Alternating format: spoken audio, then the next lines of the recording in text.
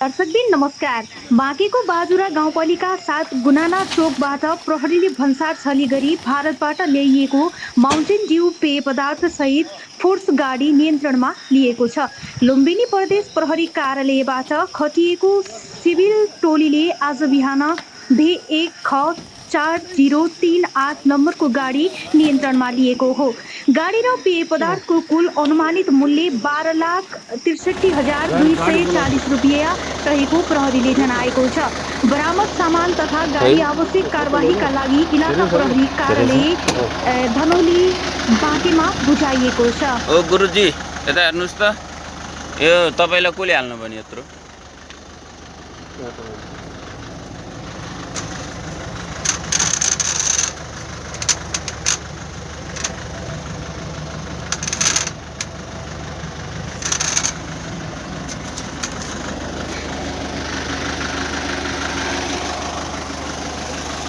राजा तिम्रो हो बाटो हेर्ने?